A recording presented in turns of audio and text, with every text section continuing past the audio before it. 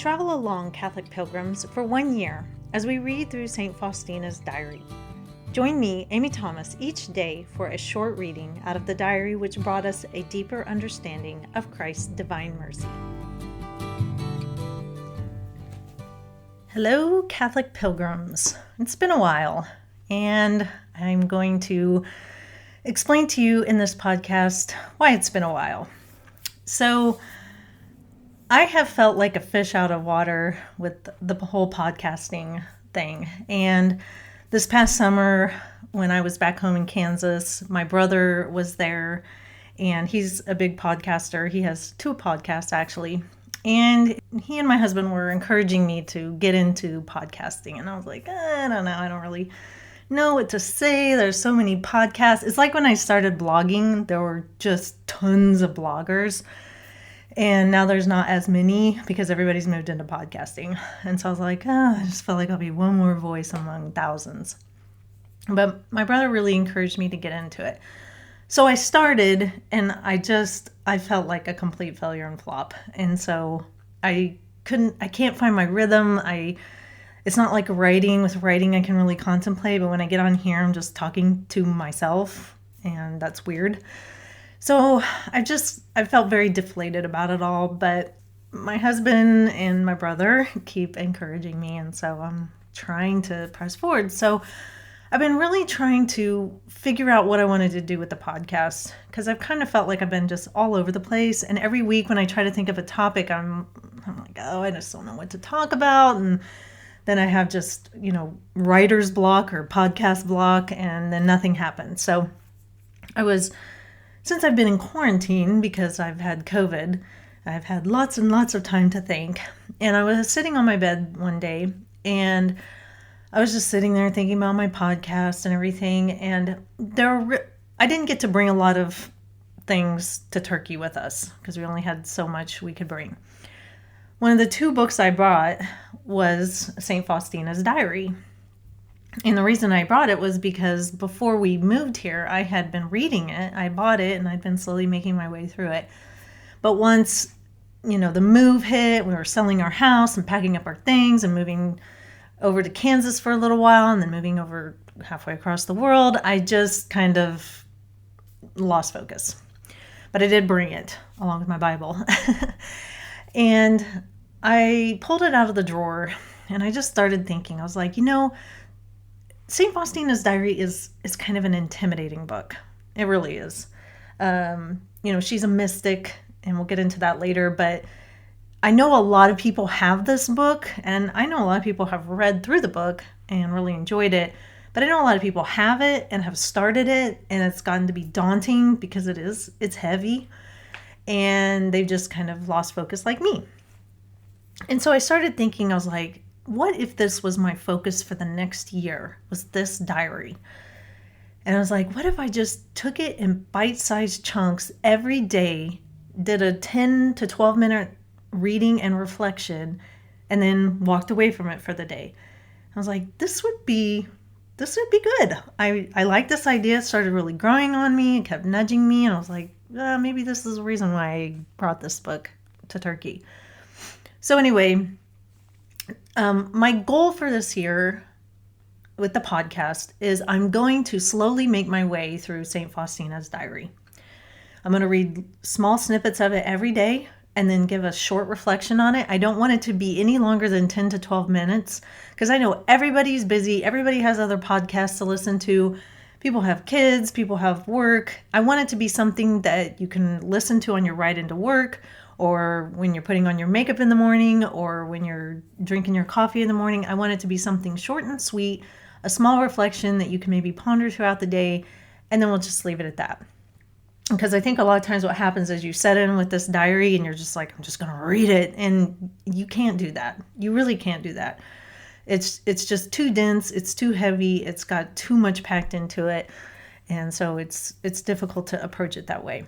So, like I said, my goal is for me, I want to walk through this whole diary. I didn't finish it. But I'd also like to help you all. Now, I'm no scholar. I'll just be reading what she wrote down in Christ's words when he spoke to her.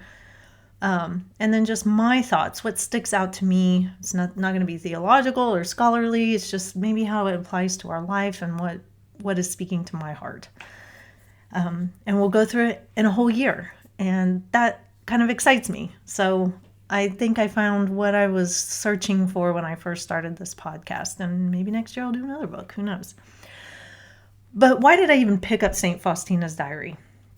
Well, when I became Catholic, it's kind of cliche, but it's like opening up a treasure box. And there's all of these practices that you can do. And I was just, there's the rosary and there's Divine Mercy Chaplet and there's all these prayers, Liturgy of the Hours and all these different things. And for someone coming into the Catholic Church who's not used to these things, it's like, whoa, there's just so much. And I was introduced to the painting of the Divine Mercy Chaplet, the painting that Christ told Faustina that he wanted painted. And the first time I ever saw it, I was very drawn to it. There's one particular Jesus that I really like. I'm pretty particular with my paintings. I like people to look a certain way. I guess how I would like them to look, but whatever. There's several different types of pictures of Jesus with the Divine Mercy, with the rays coming out of his heart. But anyway, I just was really drawn to it, and I really love the Divine Mercy Chaplet. Every time I say it, pretty much, I end up crying. Not sobbing, but it's just a very moving prayer to me, and I really love it. So anyway, when we were living in Las Vegas, our parish, around Christmas time, there was this generous donor who every year would take orders, and he would buy whoever ordered one a framed copy of the Divine Mercy Chaplet.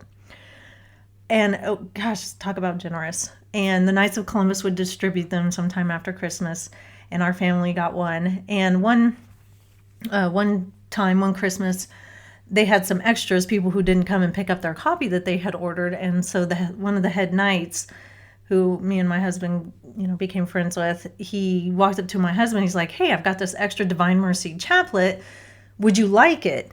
And my husband was like, "Well, we've already got one, give it to somebody else." And he's like, "Hang it up at work." And my husband's like, "Oh, because my husband's in the military." And he's like, "Okay, I will do that." And so my husband has it. It's kind of positioned always in his office. And it's been interesting seeing the reactions. Nobody's reacted badly, but people are drawn to it. And it has started some conversations, and my husband doesn't force it on anybody, but I love that people are drawn to it. When they walk into his office, their eyes just kind of go to it. A lot of people who aren't Catholic don't know exactly what it is. They can see it's a picture of Jesus, but I don't know. I just thought that was really cool.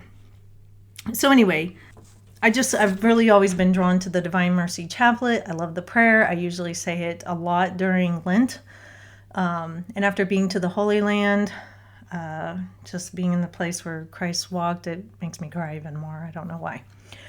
So that's what we're going to do. And I'm excited about it. And so a little background.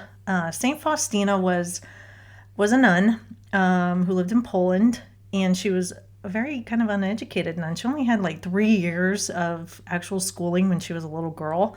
So this is not a scholar, a super learned woman. She just was a mystic. She lived from 1905 to 1938, and she started hearing Christ talk to her when she was around 7 years old. Now, what does it mean that she's a mystic? The church has mystics, and those are people who have a very intimate union with God through contemplation. Sometimes they go into ecstasy where they are just like seeing visions of heaven and different things like that. And she was receiving these private revelations from Christ that were meant to be shared with the rest of us. Now, in the Catholic Church, if you are receiving private revelations, those can be meant for yourself, and the church, can't tell you whether or not they're true or not. But with hers, because she was meant to spread them out to the world, we are not required to believe them, to gain salvation or get into heaven. We don't have to pray the Divine Mercy Chaplet. We don't have to read St. Faustina's diary. None of it are we required to believe in, but the church has said that nothing of what she's written or said goes against anything that would be in the Bible or, falls out of line with church teaching or anything like that. So we're encouraged to read it because it can be helpful in our faith journey.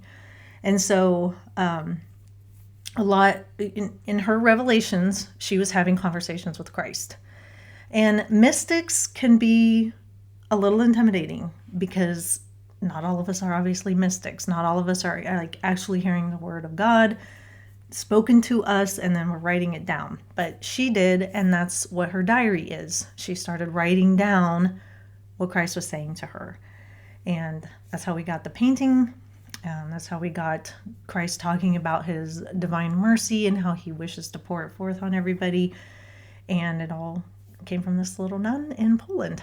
So I'm excited. I hope you join me. Like I said, I didn't make it all the way through. I made about halfway, but I am anxious to get through it, and I think it's a very important thing for us as Catholics to read.